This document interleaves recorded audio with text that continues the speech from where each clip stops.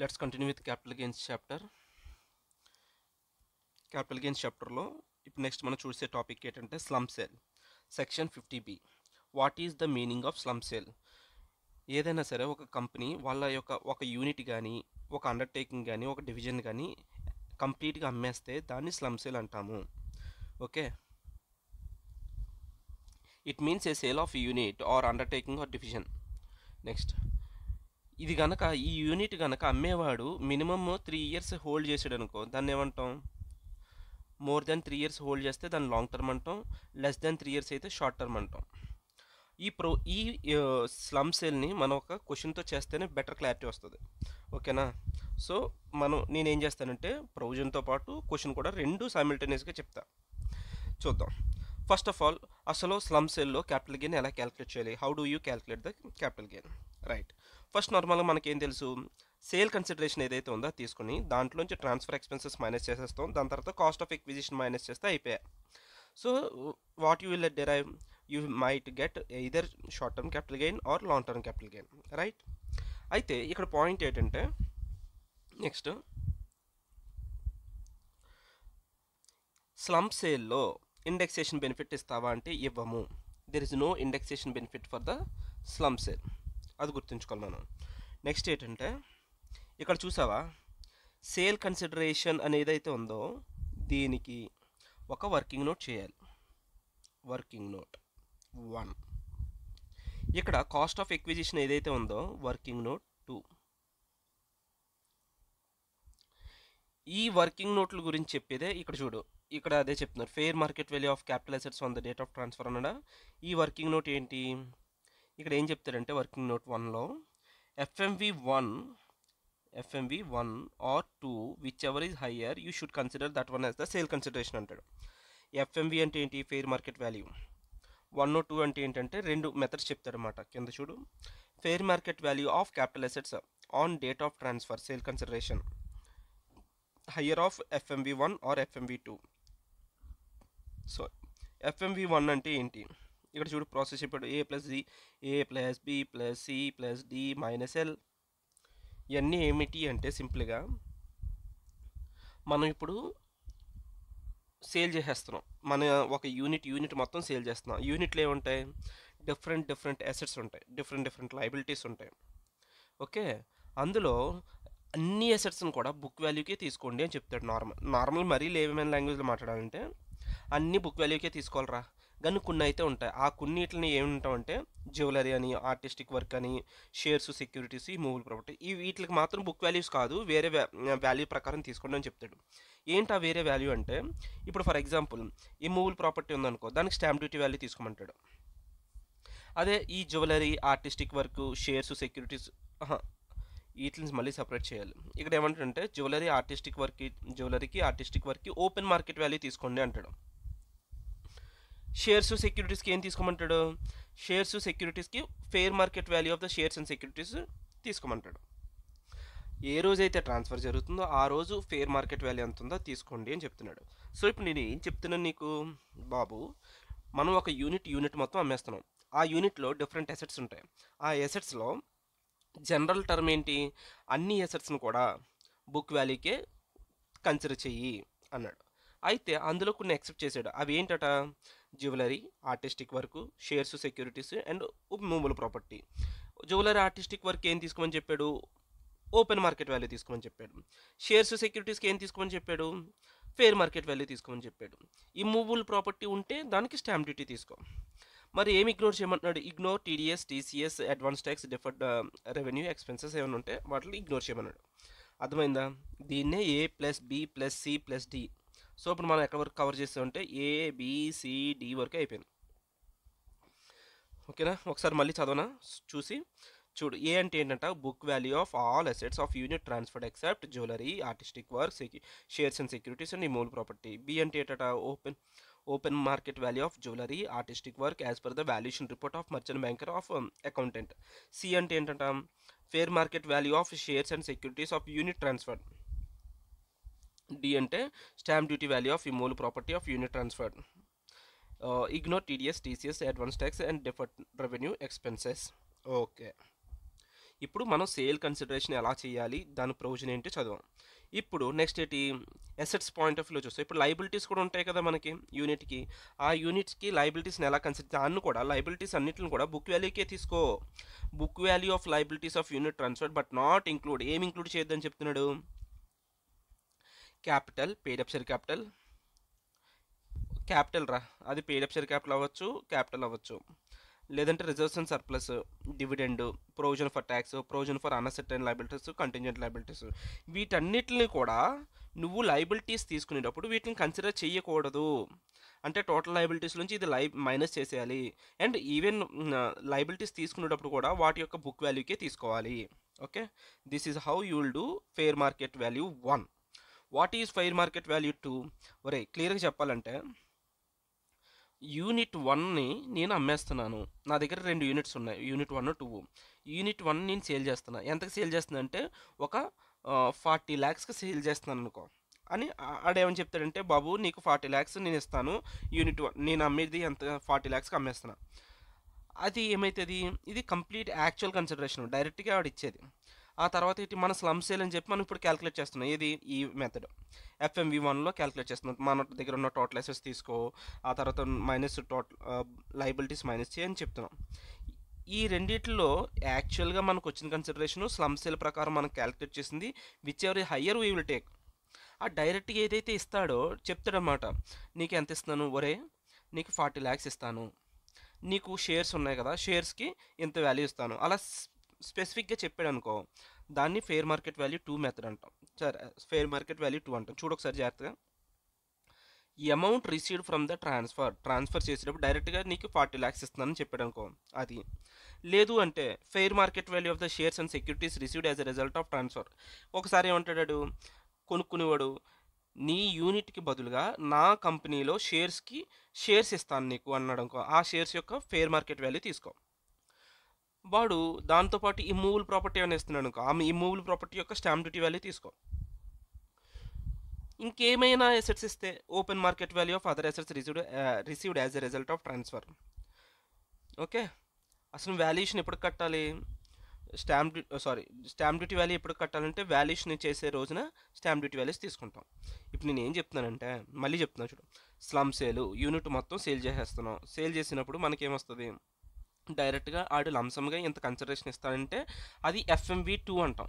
FMV1కి మనం ఏం క్యాలిక్యులేట్ చేయాలి, A+B+C+D - L అంటాం. ఓకే, ఇప్పుడు చూసిన దానికి ఇప్పుడు మనం దేనికి నేర్చుకున్నాం, ఈ సేల్ కన్సిడరేషన్ ఏదైతే ఉందో ఈ సేల్ కన్సిడరేషన్ ఎలా డెరైవ్ చేయాలని చెప్పి చూసాం. ఓకే, అలాగే నెక్స్ట్ లైబిలిటీస్. ఇప్పుడు నెక్స్ట్ ఏంటంటే నెట్వర్త్ డెరైవ్ చేయాలి. వాట్ ఈజ్ నెట్వర్త్, ఇక్కడ చూడు నెట్వర్త్.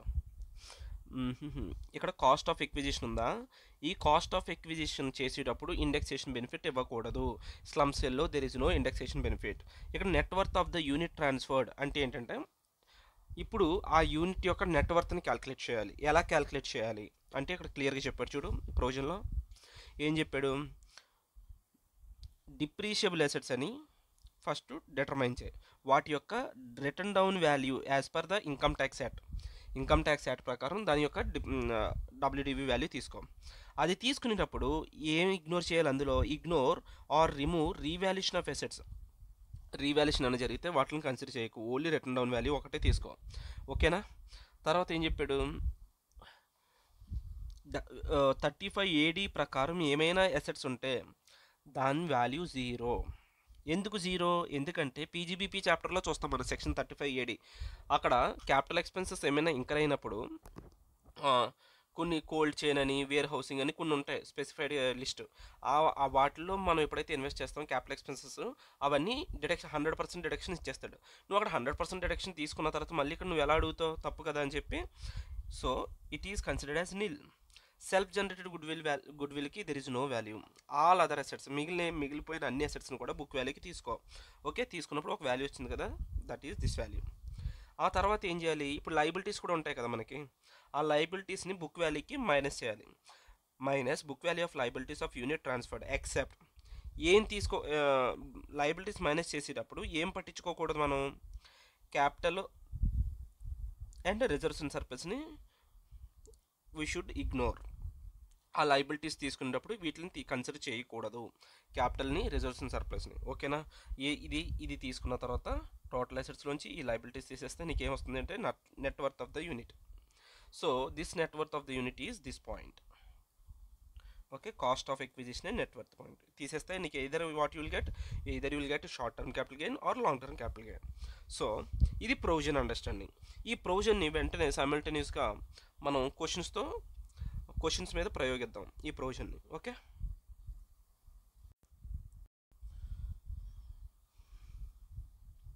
ఇక్కడ ఇంకొక పాయింట్ కూడా ఉంటుంది, అది కూడా మాట్లాడదాం. ప్రొవిజన్లో మాట్లాడాలి. అది ఏంటంటే ఆ పాయింట్, ఇప్పుడు ఎవడైనా సరే స్లమ్ సేల్ జరిగినప్పుడు నువ్వు ఏం డిటర్మైన్ చేస్తున్నావు? గెయిన్స్ డిటర్మైన్ చేస్తున్నావు, లాంగ్ టర్మ్ క్యాపిటల్ గెయిన్ కానీ షార్ట్ టర్మ్ క్యాపిటల్ గెయిన్ కానీ. ఒకసారి నీకు లాంగ్ టర్మ్ కానీ షార్ట్ టర్మ్ క్యాపిటల్ గెయిన్ కానీ వచ్చిన తర్వాత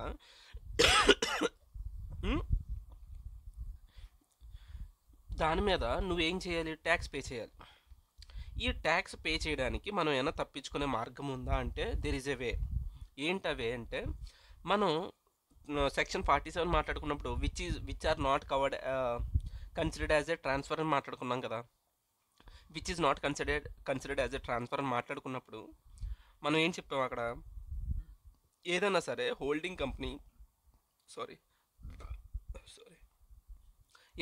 హోల్డింగ్ కంపెనీ సబ్సిడరీకి అసెట్స్ని ట్రాన్స్ఫర్ చేసినప్పుడు it is not considered as a sale అని చెప్పాం, రైట్? ట్రాన్స్ఫర్ అని చెప్పి it is not considered as a transfer కాకపోతే అక్కడ క్యాపిటల్ గెయిన్స్ రావు కదా. సో ఇప్పుడు మనోడు కాకపోతే holding company minimum 100% of the shares అనేవి వీడి కంట్రోల్లో ఉండాలి. 100% ఆఫ్ ద షేర్ వీడు హోల్డింగ్ కంపెనీ హోల్డ్ చేస్తే అలాగే 8 ఇయర్స్కి, then there is no capital gains లేకపోతే there is no need to pay any tax on that, right? ఇంకొకటి ఏమైనా ఉందా అంటే, ఇంకొకటి ఏంటి? డీమర్జర్ కండిషన్లో ఇప్పుడు యూనిట్ని సేల్ చేస్తున్నప్పుడు అదేదో సెపరేట్ యూనిట్ కింద వీడు డీమర్జర్ చేసాడు అనుకో, డీమర్జర్ కాన్సెప్ట్లో కూడా అక్కడ ట్రాన్స్ఫర్ ఆఫ్ అసెట్స్ జరిగినప్పుడు there is no capital gains. అప్పుడు నువ్వు క్యాపిటల్ గెయిన్ కట్టాల్సిన అవసరం లేదు. ఈ రెండు కేసెస్లో మనం ట్యాక్స్ని సేవ్ చేసుకోవచ్చు. Okay, let's go. ఇప్పుడు ఏం చేద్దామంటే స్టడీ మెటీరియల్లోంచి మనం ఇప్పుడు చేసేది ఏంటంటే 12th illustration from study material. ఇది సేమ్ ఇదే కాన్సెప్ట్ అతుల్ సార్ మెటీరియల్లో question number 18. Okay, let us see. ఏంటంట, mister Sriram enterprises a proprietorship having 2 units. వీడికి 2 యూనిట్స్ ఉన్నాయి. యూనిట్ 1 ఏమో ఎప్పుడు ట్రాన్స్ఫర్ చేసేస్తున్నారు? 1st April 2024 ట్రాన్స్ఫర్ చేసేస్తున్నారు స్లమ్ సేల్ కింద. టోటల్ కన్సిడరేషన్ ఎంతట? 14 lakhs. అంటే ఇదేంటి? నీకు ఇందాక చెప్పినప్పుడు FMV 2 వాల్యూ ఎంత ఇచ్చాడు? 14 lakhs ఇచ్చేసాడు డైరెక్ట్గా. మనం ఏం చేయాలి? సేల్ కన్సిడరేషన్లో FMV 1 or 2 whichever is higher, right? Unit 1 was started in the year 25-26. Okay, the expenses incurred for this transfer. ఈ ట్రాన్స్ఫర్ ఇంకర్ చేయడానికి 38,000 నువ్వు ఇంకర్ అయ్యావు. అంటే ఏంటి? ట్రాన్స్ఫర్ జరుగుతుంది, యూనిట్ మొత్తం సేల్ చేస్తున్నావు కదా, దానికి 38,000 you incurred the expenses. Okay, ఇప్పుడు ఏం చెప్పాడు? వాడి అసెట్స్ ఇచ్చాడు, వాడి లయబిలిటీస్ చెప్పాడు. ఇందులో మనం అబ్జర్వ్ చేయాల్సిన పాయింట్ ఏంటంటే, ఇక్కడ చూడు, బిల్డింగ్ మీద రీవాల్యుయేషన్ రిజర్వ్ ఫర్ బిల్డింగ్. అంటే ఈ బిల్డింగ్లో రీవాల్యుయేషన్ రిజర్వ్ 5 lakhs ఉంది. టోటల్ 13 lakhs అయితే అందులో 5 lakhs ఏంటి? రీవాల్యుయేషన్ వల్ల వచ్చిన రీవాల్యుయేషన్ ఎఫెక్ట్ అనేది ఉంది. సో ఆ పాయింట్ ఒకటి మనం గమనించాలి. ఎందుకంటే నువ్వు ఎప్పుడు నెట్వర్త్ క్యాలిక్యులేట్ చేసేటప్పుడు రీవాల్యుయేషన్ ఏమన్నా ఉంటే రీవాల్యుయేషన్ అసెట్స్ అవి మైనస్ చేసేయాలి. అందుకనే next other information. What is this other information? Revaluation reserve is created by revising upward value of building of unit 1 that stamp duty value entata 10 lakhs. Okay, ఇదే building point మీద ఎక్కడో point ఉంది, ఎక్కడో point ఉంది, ఎక్కడో point ఉంది. Okay, no individual value of any asset is considered in the transfer deed. సెపరేట్గా దేనికి వాల్యూ కట్టలేదు. Patents were acquired on 1st July 2022 on which no depreciation has been charged. దీని మీద డిప్రిషియేషన్ ఛార్జ్ చేయలేదంట. సో ఇది ఒక important notes. So మన దగ్గర ఏదైతే పేటెంట్స్ ఉన్నాయో ఈ WDVకి అదే రేట్ లేదు, జస్ట్ డైరెక్ట్ బుక్ వాల్యూ కొన్న రేట్కే ఉంది అది. దాన్ని మనం ఏం చేయాలి, డబ్ల్యూడివికి తీసుకురావాలి. దానికి వర్కింగ్ నోట్ తర్వాత చేద్దాం. The value of the machinery represents the written down value as per the income tax act. Machinery ఏదైతే మిషనరీ ఉందో ఇది ఇన్కమ్ ట్యాక్స్ యాక్ట్ ప్రకారం డబ్ల్యూడివికే ఉందంట. Okay, let us start with section 50B ప్రకారం computation of capital gains. Okay, ఏం చేస్తాం, normal డైరెక్ట్గా మనకి సేల్, మనకి ఎప్పుడు కూడా క్యాపిటల్ గెయిన్స్లో మన స్ట్రక్చర్ ఏంటి, sale consideration minus cost of acquisition, transfer expenses minus cost of acquisition, cost of improvement ఏమైనా ఉంటుంది. ఓకే, ఇప్పుడు సెక్షన్ 50B ప్రకారం ఏం చేయాలి, ఫుల్ సేల్ వాల్యూ కన్సిడరేషన్ తీసుకుంటాం. ఎంత full sale value of consideration, దానికి ఒక వర్కింగ్ నోట్ ఇవ్వాలి. There is a working note 1. Okay, working note 1 పక్కన పెట్టాం.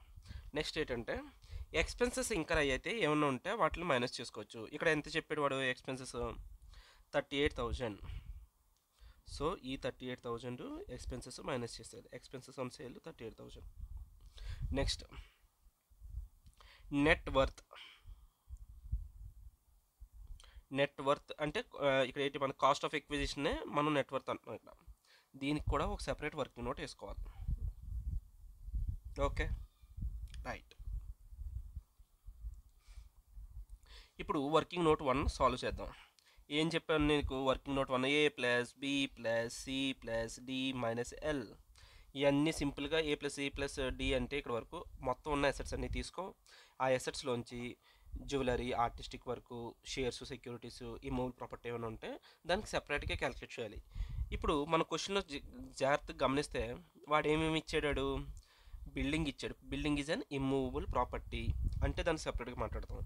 మెషినరీ, అది మెషినరీకి నార్మల్ అసెట్, దాన్ని నార్మల్గా బుక్ వాల్యూ తీసుకుంటాం. So all these asset should be taken at book value except అని చెప్తాడు కదా. ఆ ఎక్సెప్ట్ ఏంటి, బిల్డింగు, ఇమ్మూవబుల్ ప్రాపర్టీ ఉంది మన దగ్గర. జ్యువెలరీ గురించి చెప్పాడా, ఆర్టిస్టిక్ వర్క్ ఉందా, లేదు. నెక్స్ట్ ఇంకేం కావాలి, షేర్స్ అండ్ సెక్యూరిటీస్ చెప్పాడా, లేదు. సో మన దగ్గర ఉన్నది బిల్డింగ్ ఒకటే. దాని బిల్డింగ్ని, ఇమ్మూవబుల్ ప్రాపర్టీని మనం దేనికి రికార్డ్ చేయమని చెప్పాడు, స్టాంప్ డ్యూటీ వాల్యూకి. బిల్డింగ్ యొక్క స్టాంప్ డ్యూటీ వాల్యూ ఎంత అంటే ఇక్కడ చూడు, ఫస్ట్ నోట్లో ఇచ్చాడు, the building of unit 1 the stamp duty value as on 1st April 2024 is అంతే 10 lakhs. సో ట్రాన్స్ఫర్ ఎప్పుడు జరుగుతుంది, ఈ రోజు జరుగుతున్నప్పుడు ఆ రోజు బుక్ వాల్యూ ఎంత, స్టాంప్ డ్యూటీ వాల్యూ ఎంత ఉందంటే 10 lakhs. సో మనం బిల్డింగ్ ఇప్పుడు ఎంత తీసుకోవాలి, బిల్డింగ్ ఇది 10 lakhs తీసుకున్నాం. ఓకేనా. నెక్స్ట్ ఏముంది మనకి తీసుకోవాల్సింది, నెక్స్ట్ వీ హ్యావ్ మెషినరీ డబ్ల్యూడివికి. మెషినరీ ఏం తీసుకోవాలి, బుక్ వాల్యూకి తీసుకోవాలి. Book value WDV, book value ఎంత ఇచ్చాడు, 4 lakhs కదా, డైరెక్ట్ రాసుకో 4 lakhs. Book value appearing in the books 4 lakhs. దీన్ని ఫస్ట్ మనం డిటర్మైన్ చేసింది ఏ. బి అంటే ఏంటి, ఇది బి ఎలా అయింది, బి ఎందుకు అవుతుంది,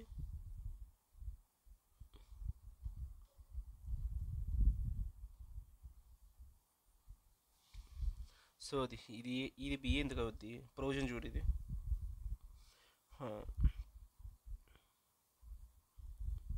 అరే యార్, ఇది ఏ అంటే ఏం చెప్పాడు, book value of all assets.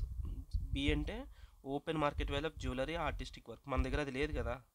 C అంటే ఏంటి, షేర్స్ అండ్ సెక్యూరిటీస్. డి అంటే మూవబుల్ ప్రాపర్టీ. సో ఇదంతా ఏం పట్టించుకోక కానీ. ఓకే, నెక్స్ట్ మనం ఏం చేయాలి, మెషినరీ తీసుకున్నాం. నెక్స్ట్ డెటార్స్ ఎంత ఉన్నారు, 2 lakhs ఉన్నారు. Debtors is 2 lakhs. సో డెటార్స్ని బుక్ వాల్యూ కదా 2 lakhs తీసుకున్నాం. నెక్స్ట్ ఏముంది, పేటెంట్స్ని కూడా బుక్ వాల్యూకి తీసుకోవాలి. బుక్ వాల్యూ ఎంత ఉంది, 2,50,000. So we will be taking 2,50,000 the book value. So మనం ఉన్న అసెట్స్ అన్నిటిని తీసేసుకున్నాం కదా, తీసేసుకుంటే టోటల్ ఎంత వచ్చింది, 18,50,000. సో ఇప్పుడు నెక్స్ట్ మనం ఏం చేయాలి, we have to reduce the liabilities. What are the liabilities,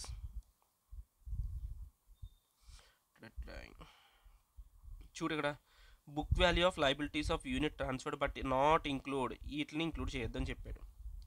ఏంటవి, capital, reserves surplus, dividend, provision for tax, provision for unascertained liabilities, contingent liabilities, వీటిని కన్సిడర్ చేయొద్దని చెప్పాడు. ఓకే.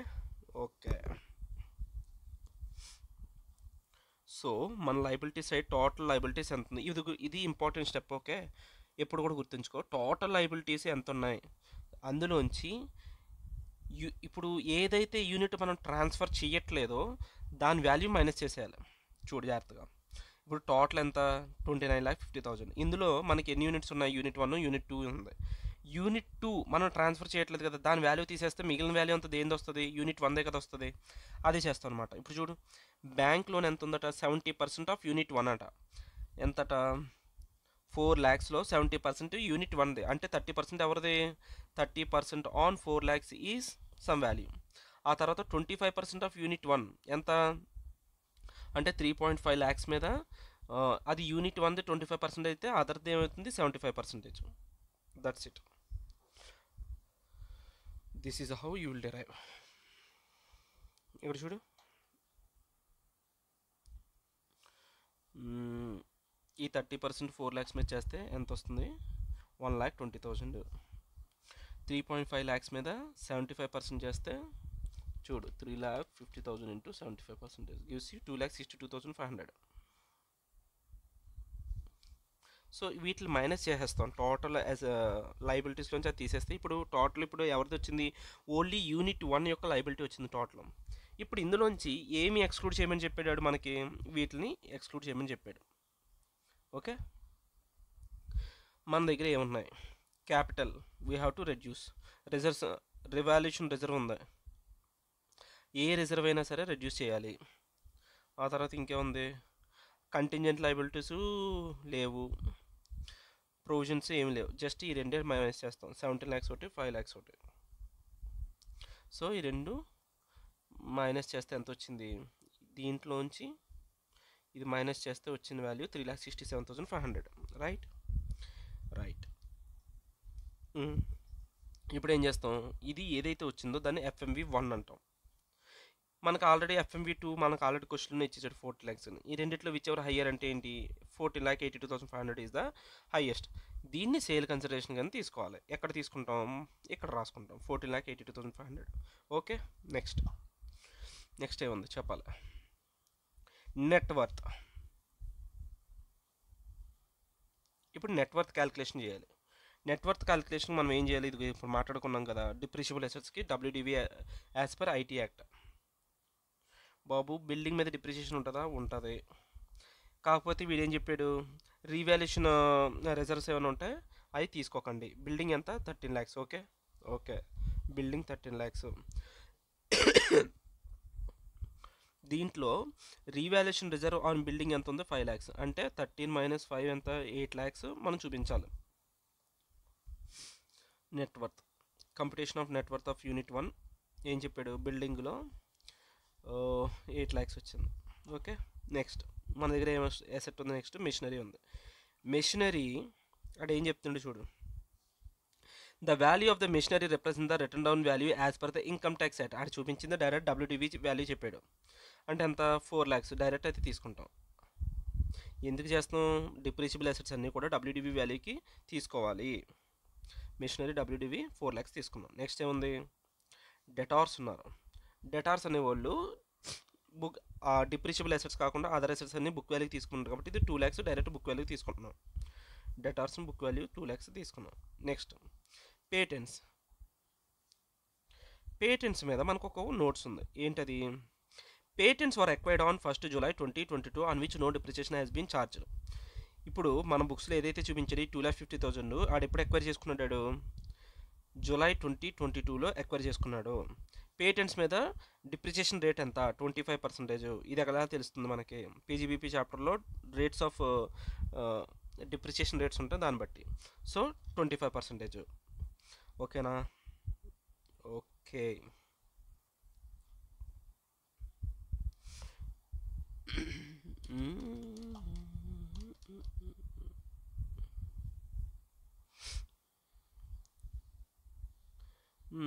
ఎప్పుడు ఎక్వైర్ చేసుకున్నాడు వీడు, నార్మల్గా ఇప్పుడు డిప్రిషియేషన్ చేసేటప్పుడు ఆడ October 3rd ఎప్పుడో కానీ తర్వాత 180 days కన్నా ముందు, మినిమం 180 days ఉంటే, 180 days ఆర్ మోర్ ఉంటే 100% డిప్రిషియేషన్ ఇస్తాం. లేదు తక్కువ ఉంటే 50% ఇస్తాం.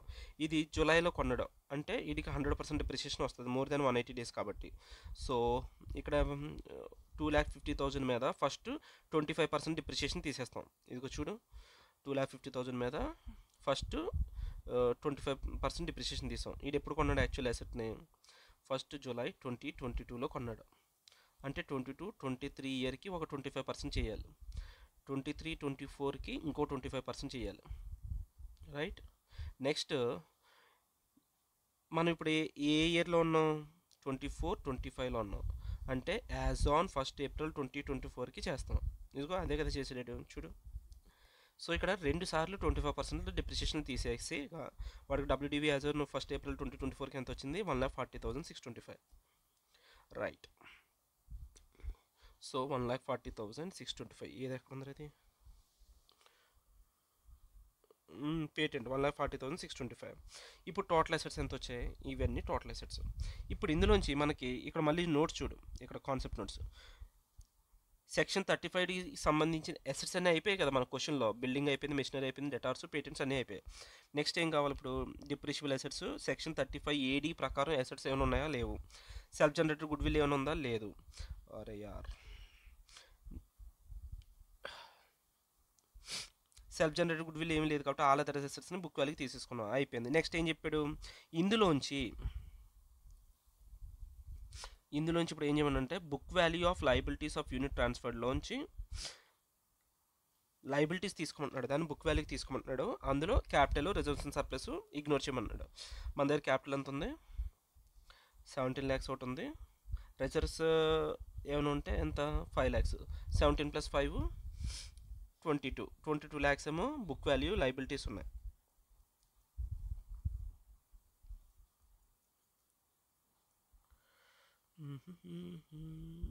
అరే ఆగు సరిగ్గా చదవాలి. ఇవి తప్ప అన్నాడు క్వశ్చన్, జాగ్రత్తగా చదువు. బుక్ వాల్యూ ఆఫ్ లయబిలిటీస్ తీసుకునేటప్పుడు ఈ own capital, reserves and surplus తప్ప మిగిలిన ఏమైనా ఉంటే వాటిని తీసుకో. అది కూడా ఎవరిది? ఏ యూనిట్ అయితే ట్రాన్స్ఫర్ చేస్తున్నారో దాని యొక్క యూనిట్ యొక్క వాల్యూస్ తీసుకోవాలి. సో ఇక్కడ బ్యాంక్ లోన్ ఎంత ఉంది? 70% ఆఫ్ 4 lakhsలో 70% యూనిట్ 1ది. So 4 lakhs into 70%, 4 lakhs into 70%, 4 lakhs into 70%. Next ఏంటి? Creators 3,50,000 into 25%. So that is what? 3,50,000 into 25%. Total liabilities ఎంత వచ్చాయి? వీటిని మైనస్ చేస్తే మనకు నెట్వర్త్ ఎంత వచ్చింది? 11,73,125. ఈ వాల్యూని మనం ఏం చేస్తుంటే రెడ్యూస్ చేయాలి. ఎక్కడి నుంచి? ఎక్కడి నుంచి తీసేస్తే మనకు లాంగ్ టర్మ్ క్యాపిటల్ గెయిన్ ఎంత వచ్చింది? 2,71,375. With this question is done. Okay, time ఎక్కువ తీసుకున్నాను కదా. Next question number 19. ఇది ఎక్కడది? టెస్ట్ యువర్ నాలెడ్జ్ క్వశ్చన్స్లోంచి 11th క్వశ్చన్. ఇది 11th క్వశ్చనే కదా. టీవైకే క్వశ్చన్స్లో 11th క్వశ్చన్ ఇప్పుడు మనం చేసేది. ఇదేంటంటే ఇందులో 2 యూనిట్స్ ఉంటాయి. పీక్యూఆర్ లిమిటెడ్కి 2 యూనిట్స్ ఉన్నాయి. ఒకటి ఏంటంటే manufacturing of computer and another is a software development సంబంధించిన యూనిట్. అయితే రీస్ట్రక్చరింగ్ ప్రాసెస్లో మనోడు ఏం చేస్తున్నాడంటే ఒక యూనిట్ని సెల్ చేసేద్దాం అనుకున్నాడు. ఏంటి? సాఫ్ట్వేర్ యూనిట్ని గోయింగ్ కన్సర్న్ కింద ఇంకొకటికి, ఎవరికి? ఎస్ లిమిటెడ్ కంపెనీ వాళ్ళకి సేల్ చేసేస్తున్నాడు. ఎంతకి? 385 lakhs.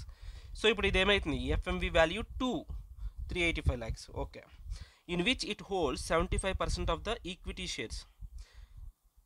ఈ పీక్యూఆర్ కంపెనీ వాడు ఈ సాఫ్ట్వేర్ లిమిటెడ్ని అమ్మేస్తున్నాడు. ఎవరికి అమ్మేస్తున్నాడు? ఎస్ లిమిటెడ్కి. అయితే వీడు మళ్ళీ ఇందులో ఎంత హోల్డ్ చేస్తున్నాడట? Share holding 74%. Okay, right. The balance sheet ఏదో డీటెయిల్స్ ఇచ్చాడు మనకి. అసెట్స్ ఇచ్చాడు, లయబిలిటీస్ ఇచ్చాడు. నెక్స్ట్ ఎడిషనల్ ఇన్ఫర్మేషన్ కూడా చెప్తున్నాడు. ఏమని చెప్తున్నాడు? The software unit is in existence since May 2015 ఉంది. ఎవరికి కావాలి ఇన్ఫర్మేషన్? యూజ్లెస్ మనకి.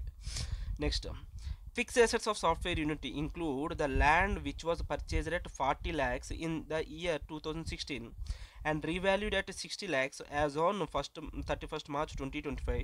The stamp duty value as on 31st March 2025 is 55 lakhs. ఏం చెప్పాడు బాబు? సాఫ్ట్వేర్ యూనిట్లో ఫిక్స్డ్ అసెట్స్లో ఏదైతే సాఫ్ట్వేర్ యూనిట్ ఉందో 200, అందులో ల్యాండ్ కూడా ఇంక్లూడ్ అయ్యి ఉంది. ఆ ల్యాండ్ కొన్న రేట్ ఎంత 40 lakhs. So when it is రీవాల్యూడ్ the రీవాల్యూడ్ price ఈ 60 lakhs. The stamp duty value as on 31st March, stamp duty value transfer జరుగుతున్నప్పుడు స్టాంప్ డ్యూటీ వాల్యూ ఎంత ఉంది, 55 lakhs ఉందని చెప్తున్నాడు. సో దీనికి సంబంధించి మనకు ఒక హింట్ పాయింట్ ఉంది. Right. The next point is the fixed assets of software unit mirror at 140 lakhs is written down value of depreciable assets as per books of accounts. However, the written down value of these assets under 43(6) of the income tax act is 90 lakhs. ఏంటది? ఏమని అర్థమైందా? ఏం అర్థం కాలేదా? So ఇప్పుడు నీ దగ్గర fixed assets ఉన్నాయా? ఈ 200 రైట్ ఉన్నాయి. అందులో 60 lakhs అనేది మైనస్ చేసేస్తే 60 lakhs ఏంటి? ల్యాండ్ యొక్క రీవాల్యూడ్ ప్రైస్ ఎంత? ల్యాండ్ యొక్క రీవాల్యూడ్ ప్రైస్ 60 lakhs. సో ఈ 200 lakhsలోంచి 60 lakhs తీసేస్తే ఇప్పుడు ఫిక్స్డ్ అసెట్స్ వాల్యూ ఎంత ఉంది? 140. ఈ 140 lakhs ఎవరిది అంటే ఈ 140 lakhsలో ఫర్నిచర్ ఉంది, ప్లాంట్ అండ్ మిషనరీ ఉంది, అది కూడా బుక్ వాల్యూకి ఉంది. దాన్ని మనం డబ్ల్యూడివికి తీసుకొస్తే however the WDV of this value is 90 lakhs అంటున్నాడు. అంటే ఏం చెప్పాడు క్లియర్గా? మనకి ఇక్కడ రాసుకుందాం. దీని యొక్క డబ్ల్యూడివి వాల్యూ ఎంత అంటే 90. ఇది ఎక్కడ ఉపయోగపడుతుంది? మనకి నెట్వర్త్ క్యాలిక్యులేట్ చేసేటప్పుడు ఉపయోగపడుతుంది. Okay, right. Next, the asset in the tax liability which would arise from the slum sale to PQR Limited assuming it does not opt for 115BAA. So అది అక్కర్లేదు. asset in the tax liability కూడా కట్టమంటున్నాడు. Okay, what would be your advice as a tax consultant to make the restructuring plan of the company more tax savvy without changing the amount of the sale consideration మారకుండా నీకు benefit రావాలి అంటే tax savings చేయాలంటే అప్పుడు నువ్వేం చేస్తావు? Right, this is the question. Let us start with the answer. First మనకి ఏం తెలియాలి? సెక్షన్ 50B కింద మనం ఏం చేస్తాం? Sale consideration minus transfer expenses minus cost of acquisition అంటే ఏంటి? నెట్వర్త్. సరే, స్టార్ట్ చేద్దాం. Ascertainment of tax liability of PQR Limited from slum sale of software unit. Okay, full sale value of consideration ఎంత మనకు తెలుసు? అది తెలియదు. So we have to make a working note. Next ఏంటి? కాస్ట్ ట్రాన్స్ఫర్ ఎక్స్పెన్సెస్ ఏమైనా చెప్పాడా? చెప్పలేదు కాబట్టి direct cost of acquisition means net worth. ఇది క్యాలిక్యులేట్ చేసేటప్పుడు ఇండెక్సేషన్ బెనిఫిట్ ఇస్తామంటే ఇవ్వము. స్లమ్ సేల్లో there is no indexation benefit. Okay, so ఇప్పుడు ఏం చేస్తావు? కాస్ట్ ఆఫ్ ఎక్విజిషన్ కూడా దీనికి కూడా ఒక వర్కింగ్ నోట్ ఉండాలి మన దగ్గర. So working note 2. రైట్, ఇప్పుడు మనం ఏం చేయాలి? వర్కింగ్ నోట్ 1 చేయాలి. Let us solve working note 1. Working note 1లో ఏం తెలియాలి? A + B + C + D - L. ఇదంతా ఏంటి? బుక్ వాల్యూ ఆఫ్ అసెట్స్ తీసుకోవాలి. ఈ మూల ప్రాపర్టీ ఏమైనా ఉంటే స్టాంప్ డ్యూటీ వాల్యూ తీసుకోవాలి. మిగిలిన ఏమైనా ఉంటే ఫేర్ మార్కెట్ వాల్యూ తీసుకో, సరిపోద్ది.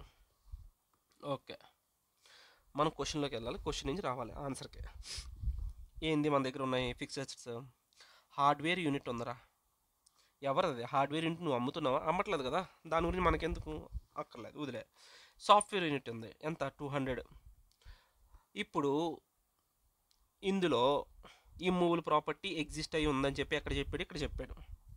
అంటే ఈ 200 lakhsలో ఇమ్మూవబుల్ ప్రాపర్టీ ల్యాండ్ వాల్యూ కూడా ఇంక్లూడ్ అయి ఉంది.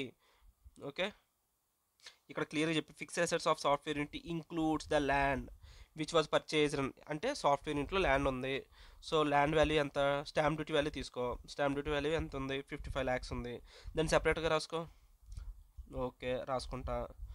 Stamp duty value of land 55 lakhs. Right. So total 200లో రీవాల్యూడ్ ప్రైస్ వీడు ఏం చేశాడు? ఈ 200 ఏదైతే ఉందో సాఫ్ట్వేర్ యూనిట్ యొక్క ఫిక్స్డ్ అసెట్ రేట్ ఎంత ఇచ్చి 200, అందులో ల్యాండ్ వాల్యూ ఇంక్లూడ్ అయింది. ఈ ల్యాండ్ వాల్యూని ఎంతకి ఇంక్లూడ్ చేశాడు? 60 lakhsకి ఇంక్లూడ్ చేశాడు. సో అది తీసాను, మిగిలింది 140ని కూడా మనం రాసుకుంటాం. ఓకే, అదర్ ఫిక్స్డ్ అసెట్స్ అని చెప్పి. ఇక్కడ పాయింట్ ఎందుకు ఇక్కడ మరి 55 ఇన్స్టెడ్ ల్యాండ్ వాల్యూ 55 తీసిచ్చు కదా? వై ఐఎమ్ టేకింగ్ 60 అంటే సింపుల్. మనకు సెకండ్ పాయింట్లో క్లియర్గా చెప్పాడు కదా. ఏం చెప్పాడు? ల్యాండ్ వాల్యూ 200లో ఎంత ఇంక్లూడ్ అయ్యి ఉంది? 60 lakhs ఇంక్లూడ్ అయింది కాబట్టి 60 lakhs మైనస్ చేస్తాం. ఓకేనా? Right, this is clear. Next fixed assets అయిపోయింది. తర్వాత సో మనకి ఈ ఫిక్స్డ్ అసెట్స్ అయిపోయింది. డెటార్స్లో సాఫ్ట్వేర్ యూనిట్ ఎంత ఉంది? 110. So 110 will take software 110, debtors 110. Next ఇన్వెంటరీస్లో సాఫ్ట్వేర్ యూనిట్ ఎంతకు ఉంది? 35 ఉంది. So we have to remove 35. Inventories 35 remove చేస్తే టోటల్ ఎంత వచ్చింది? ఈ అసెట్స్ యొక్క వాల్యూ 340 వచ్చింది. పక్కన పెట్టు. Next liabilities, we have to reduce the liabilities, right? Liabilities reduce చేయాలి.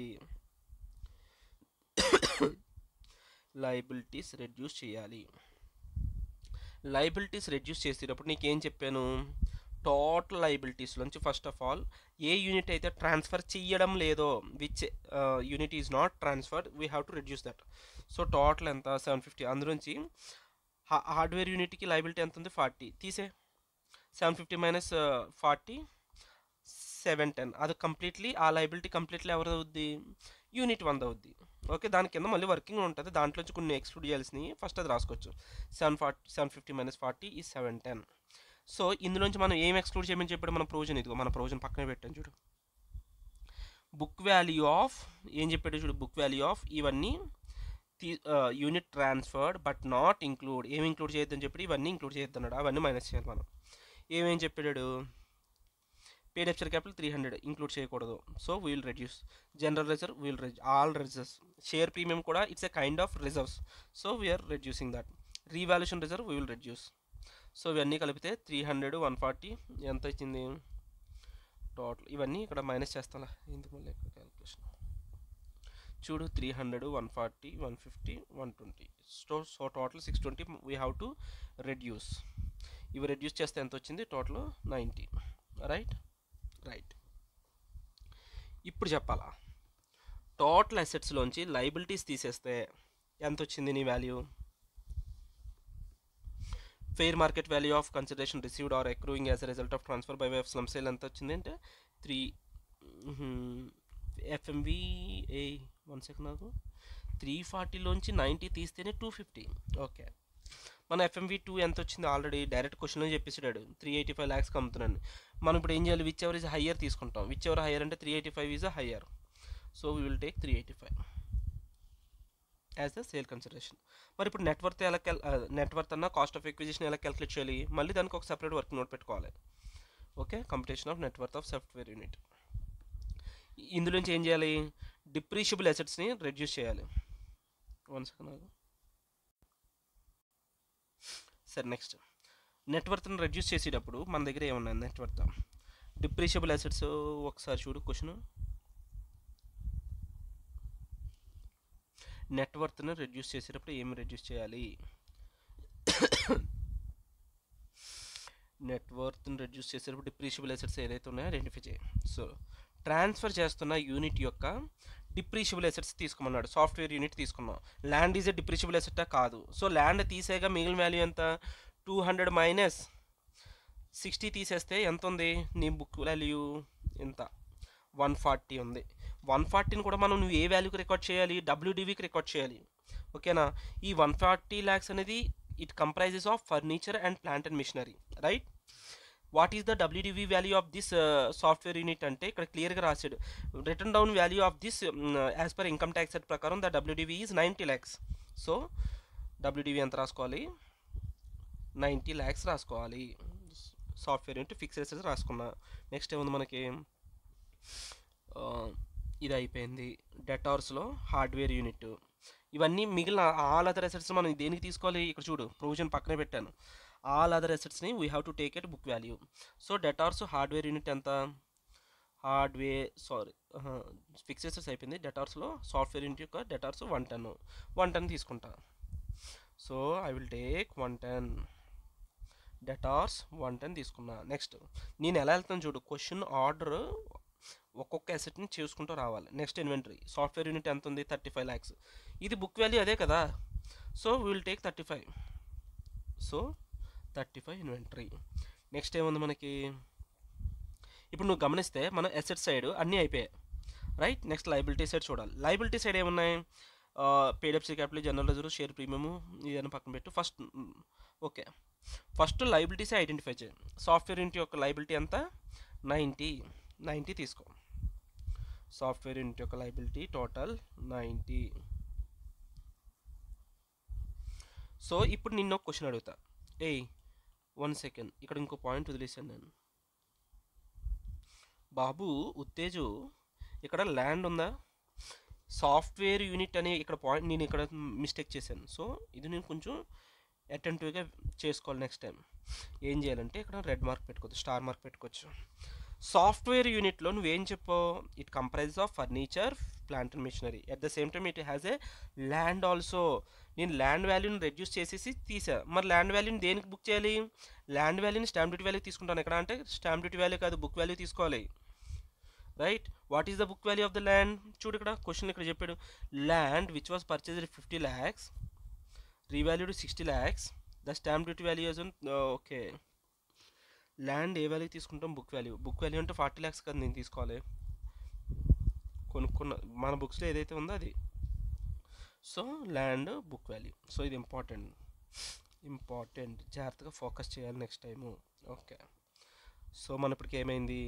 ఇప్పుడు నా క్వశ్చన్ ఏంటంటే, ఇప్పుడు లైబిలిటీస్లో ఇవే కన్సిడర్ చేశాను, మరి పైన ఉన్న రిజర్వ్స్ లైబిలిటీస్ ఎందుకు తీసుకోలేదు అంటే, ఇక్కడ చూడు provision except capital, reserves and surplus ఇవేం తీసుకోవద్దు అని చెప్పాడు క్లియర్గా.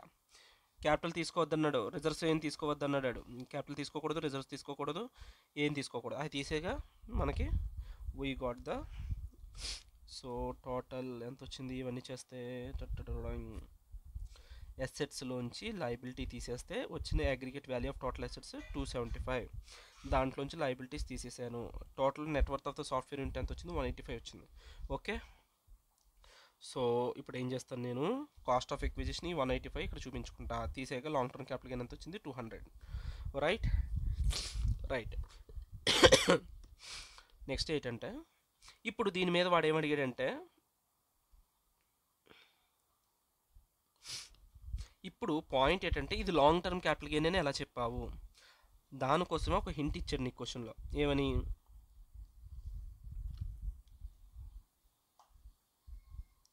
ఎక్కడో చెప్పాడప్ప అది. As registration the company has decided to cell ఇంట్ డెవలపింగ్.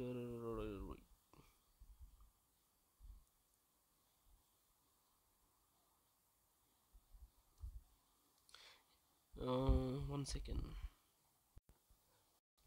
ఈ సాఫ్ట్వేర్ యూనిట్ని వీడు ఎప్పటి నుంచి హోల్డ్ చేస్తున్నాడు అన్న ఇన్ఫర్మేషన్ ఇక్కడ ఇచ్చాడు. మనం అప్పుడు యూజ్లెస్ అనుకున్నాం, కానీ అది కూడా యూజే. The software unit is in existence since May 2015. అంటే ఏదైనా అండర్టేకింగ్ మోర్ దెన్ 3 years ఉంటే దాన్ని లాంగ్ టర్మ్ క్యాపిటల్ గెయిన్ అంటాం. లాంగ్ టర్మ్ క్యాపిటల్ గెయిన్స్ కాబట్టి, so long term capital gain మీద మనకి ట్యాక్స్ రేట్ ఎంత? As per section 112 12.5%. ఓకే, 12.5% కట్టావు. ఇక్కడ ఇంపార్టెంట్ నోట్స్ ఏంటంటే, ఇక్కడ మనం సర్చార్జ్ ఎవరికి అప్లికబుల్ అవుతుందో ఒకసారి కాన్సెప్ట్ నోట్స్లో చూద్దాం. Wait on second. ఒకసారి బేసిక్ కాన్సెప్ట్స్లోంచి సర్చార్జ్ మీద అసలు ఏంటి చూద్దాం. ఏంటి ఇక్కడ చూడు. ఏదైనా కంపెనీ కానీ కార్పొరేట్ సొసైటీకి కానీ ఇఫ్ టోటల్ ఇన్కమ్, అది అందులో మళ్ళీ ఏం చేశాడు? డొమెస్టిక్ కంపెనీస్కి అయితే టోటల్ ఇన్కమ్ అబవ్ 1 crore ఎప్పుడైతే దాటుతుందో వాడికి 7% ఆఫ్ ద ట్యాక్స్. అంటే సర్చార్జ్ ఎప్పుడు దేని మీద పడుతుంది? ట్యాక్స్ మీద పడుతుంది, ఇన్కమ్ మీద పడదు. ఓకేనా? సో వీడికి ఎంత వచ్చింది? 200 lakhs అనేది లాంగ్ టర్మ్ క్యాపిటల్ గెయిన్ వచ్చింది. అంటే 2 crores. అబవ్ 1 crore ఏదైనా ఉంటే దాని మీద ట్యాక్స్ ఎంత? 7%. అది కూడా దేని మీద చేయాలి? ఈ మన దగ్గర వచ్చిన టోటల్ ట్యాక్స్ మీద చేస్తాం. ట్యాక్స్ ఎంత బాబు? నువ్వు కట్టాల్సింది 25 lakhs నేను కట్టాలి, దాని మీద అప్లై చేయాలి సర్చార్జ్ 1%, 7%. సో ఇప్పుడు నా డౌట్ ఏంటంటే, నేను ఏం చేసేస్తాను? ఇక్కడ తప్పు చేయడానికి ఛాన్సెస్ ఉన్నాయి. ఏం చేస్తామంటే నార్మల్గా 200 lakhs into 12.5% plus health and education cess కట్టేస్తే ఒక వాల్యూ వస్తుంది. ఆ వాల్యూ మీద సర్చార్జ్ చేయకూడదు. అర్థమవుతుందా? హెల్త్ అండ్ ఎడ్యుకేషన్ సెస్ ఫైనల్గా చేయాలి. అన్నీ అయిపోయిన తర్వాత, సర్చార్జ్లు అన్నీ అయిపోయిన తర్వాత దాని మీద చేయాలి. ఓకే, ఫస్ట్ ఇన్కమ్ మీద 12.5% పడుతుంది, దాని మీద సర్చార్జ్ పడుతుంది. ఓకే, ఈ టోటల్ వచ్చిన వాల్యూ మీద హెల్త్ అండ్ ఎడ్యుకేషన్ సెస్ చేయాలి. ఓకేనా? చేస్తే ఎంత వచ్చింది. So with this we have completed slum cell concept. క్వశ్చన్లో ఇంకొక పాయింట్ కూడా ఉంది. What would be your advice as a tax consultant to make the restructuring plan of the company more tax savvy without changing the amount of sale consideration? Amount of sale consideration ఏం మార్చకుండా ఏమైనా tax saving చేయగలవా as a tax కన్సల్టెంట్గా ఈ answer చెప్పు అంటే మనం ఏం మాట్లాడుకున్నాం, నువ్వు ఫస్ట్ ఆఫ్ ఆల్ ట్రాన్స్ఫర్ డెఫినేషన్లోకి మనం ఏమన్నా తీసుకురాలేదనుకో, there is no need to pay capital gains on that, right. ఆ పాయింట్లో ఆలోచిస్తే ఇక్కడ ఏంటి, సబ్సిడరీ కంపెనీ హోల్డింగ్ కంపెనీ మధ్య ఏమైనా ట్రాన్స్ఫర్ జరిగితే it is not rated as a transfer. అలా చెయ్యాలంటే holding company 100% of the equity షేర్స్ని హోల్డ్ చేయాలి. దాంతోపాటు it should hold for at least 8 years. ఆ పాయింట్ తీసుకొచ్చి మనం మాట్లాడాలన్నమాట. ఇక్కడ ఏంటంటే ఇక్కడ చూడు, ఆల్రెడీ ఇది ఎంత హోల్డ్ చేస్తున్నాడు, 74% ఆఫ్ ద ఈక్విటీ షేర్స్ని హోల్డ్ చేస్తున్నాడు కదా.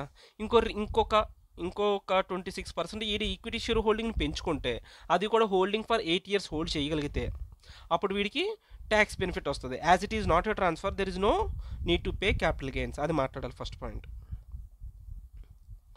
ఏదేది ఆన్సర్ టమ్ టమ్ టమ్ టమ్ టమ్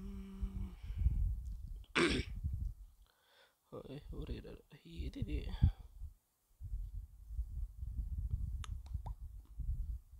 చూడు, should try to acquire remaining 20% equity shares in S limited. అలా చేస్తే ఏమవుతుంది, then make the slump sale 26% equity share సంపాదించుకొని అప్పుడు స్లమ్ సేల్ చేసుకో. In which the case the slum sale shall be exempt from tax. For this exemption, PQR Limited will have to keep the 100% holding in S Limited for a period of 8 years, the date of slum sale, from the date of slum sale. Otherwise, the amount exempt would be deemed to be income chargeable under the head capital gains of the previous year in which such a transfer took place. Alternatively, if acquisition ఇప్పుడు ఇది 26% అనేది not feasible అయితే, ఇంకొక 26% feasible కాకపోతే demerger చేయి. నీ దగ్గర ఎన్ని యూనిట్స్ ఉన్నాయి, 2 యూనిట్స్ ఉన్నాయి, సాఫ్ట్వేర్ ఇంటూ హార్డ్వేర్ ఇంటూ. ఈ సాఫ్ట్వేర్ యూనిట్ని డీమర్జర్ చేసాం అనుకో, డీమర్జర్ కేసులో ఏమైనా ట్రాన్స్ఫర్ జరిగినా దాన్ని కూడా ట్రాన్స్ఫర్ కింద కన్సిడర్ చెయ్యము. Then also you can save. అదే చెప్తాం, if acquisition is not 26% share is not feasible, then PQR limited may think about demerger plan of software unit to get benefit of section 47(6)(b) of income tax act 1961. So మన tax saving జరగాలంటే ఏదో demerger జరగాలి, లేదంటే 100% holding equity shares సంపాదించాలి. ఆ రెండు చేయగలిగితే మనకి ట్రాన్స్ఫర్ అనేది కాదు, ట్రాన్స్ఫర్ కాకపోతే no capital gains. Therefore you can save the tax savings. Okay, with this slump sale concept కంప్లీట్గా అయిపోయినట్టు.